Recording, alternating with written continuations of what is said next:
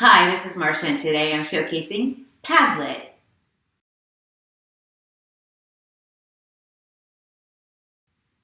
Hi everybody, thank you for joining. I'm showcasing some of my top favorite activities I used during my workshops or conferences over this past summer. And one of my favorite websites that I used as a back channel and a replacement for Flipgrid was Padlet. And I'm going to talk about how I use Padlet and just giving you some ideas that maybe you can use either for your upcoming workshops or in your classroom. So let's dive in. So what you're seeing here is I would go in for every one of my workshops, have a Padlet set up where the participants would have a place to post activity ideas that they want to share out, which is really empowering. They get to have a voice. And I also have it as a resource. If I share something during my workshop, I have it ready to go and they can just click on it. They can use it for their classroom. It's so much better to go to a workshop where you have things you can drop right in for the next day.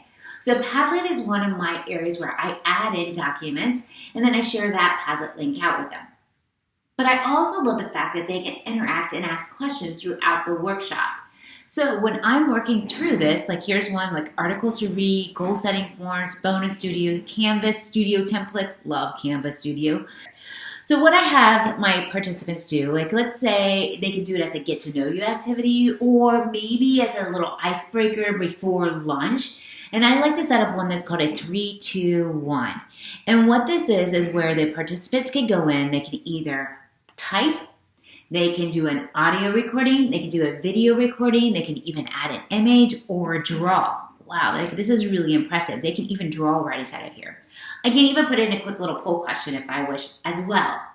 But what I do for this activity at 3, 2, 1 are 3 things that you really like and you want to remember. 2 things that you're going to share with a partner when you come back from lunch, and 1 thing that you still wonder about. So 3 things you want to remember, 2 things that you would like to share, and then 1 thing that you wonder. And this is just a good way for them to do a recap, but also practice as a student when you're in your classroom, giving them the opportunity to share out what they learned.